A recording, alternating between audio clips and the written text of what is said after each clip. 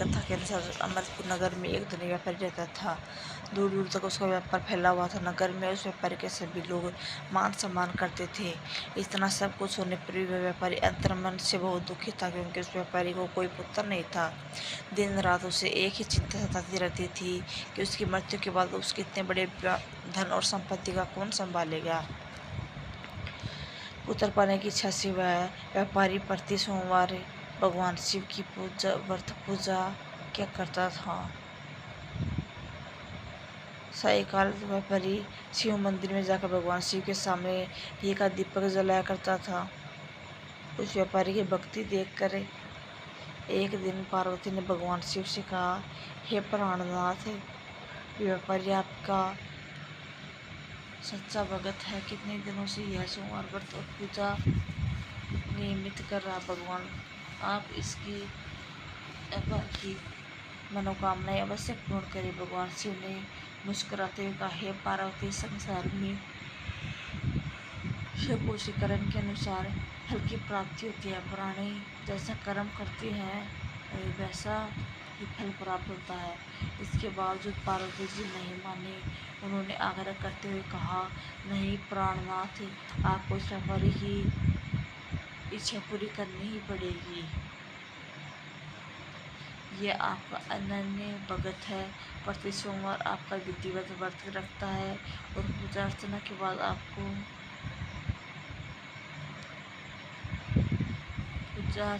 आपको भोग लगाकर एक समय भोजन करता है।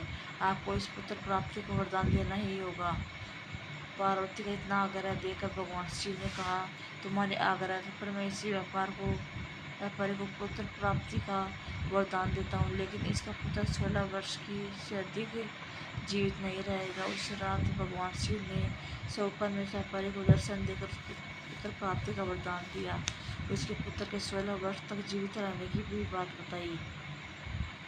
भगवान के वरदान से व्यापारी खुशी तो हुई, लेकिन पुत्र की अल्पायु की चिंता से उसी खुशी को नष्ट कर दिया। व्यापारी पहले ही तरह सोमवार का विधिवत व्रत करता था।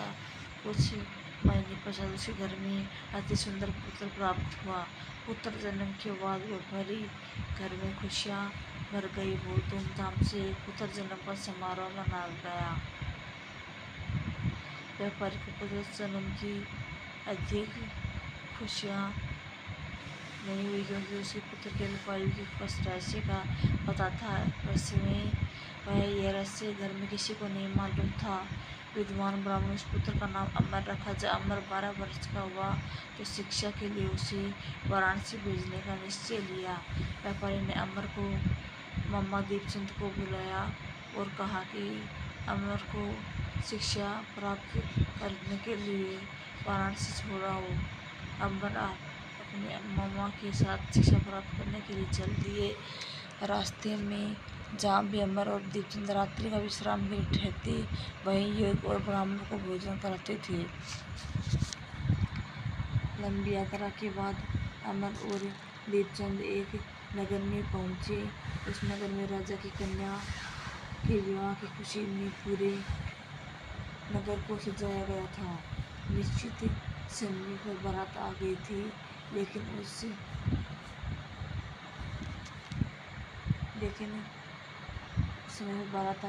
वर का पिता अपने बेटे की एक आंख काने होने के कारण पूछा चिंतित था। इस बात का भय सता रहा था कि राजा को इस बात का पता चलने पर कहीं वो विवाह से इनकार न कर दे, इससे उसकी बदनामी होगी। वर के पिता ने अमर को देखा तो उसके मस्तिष्क में एक विचार आया। उसने सोचा, क्यों न इसकी लड़की को दूल्हा बनाकर राजकुमारी से विवाह करा दूं।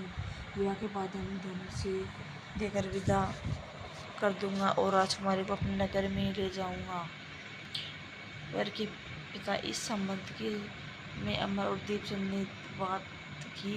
दीपचंद धन मिलने के लालच में वर के पिता की बात स्वीकार कर ली और अमर दूल्हे को वस्त्र पहनाकर राजकुमारी चंद्रिका से विवाह करा दिया गया। राजा ने बहुत धन देकर राजकुमारी को विदा किया।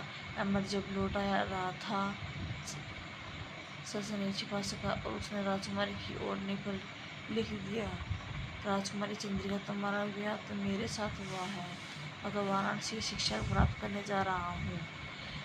अब तुम इस नवयुग नवयुग की पत्नी बनना पड़ेगा, वह खाना है। और जब राजकुमारी ने अपनी ओढ़नी पर लिखा हुआ पढ़ा तो उसने खाने को लड़की के साथ जाने से इनकार कर दिया। राजा से बातें जानकर राजकुमारी को महल में रखा लिया। उधर अमर अपने मामा दीपचंद के साथ वाराणसी पहुंच गए। अमर ने व्याकुल में पढ़ना शुरू कर दिया। जब अमर की आयु 16 वर्ष हुई तो उसने एक यज्ञ किया। यज्ञ की समाप्ति ब्राह्मणों को भोजन कराया और खूब अन्न वस्त्र दान किए। रात को अपने शयन कक्ष में सो गया। शिव के वरदान के अनुसार शयन अवस्था में अमर के पापा पखेरु उड़ गए। सूर्योदय पर मामा अमर हो मर्द देखकर रोना पीटने लगा। आसपास लोग एकत्रित होकर पूजा दुख प्रकट करने लगे। मामा के रोने विलाप करने की स्वर से समीप गुजर रहे थे भगवान शिव और पार्वती। माता पार्वती ने भी सुने। पार्वती जी ने भगवान से कहा, प्राणनाथ, मुझे इसके रोने के स्वर सहन नहीं हो पा रहे हैं, आप इस व्यक्ति को कष्ट अवश्य दूर करें।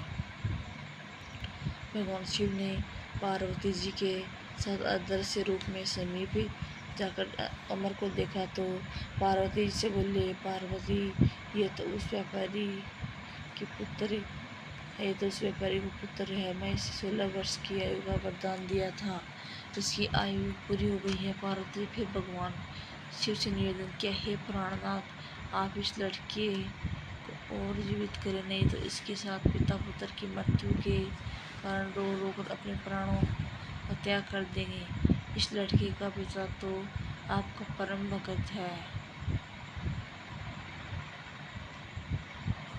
परम भगत है,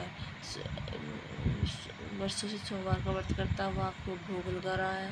पार्वती के आग्रह करने के पर भगवान शिव ने उसी लड़के को जीवित होने का वरदान दिया। कुछ ही पल में जीवित होकर उठ बैठा और शिक्षा समाप्त करके अमर के साथ चलने अपने नगर की ओर चल दिया।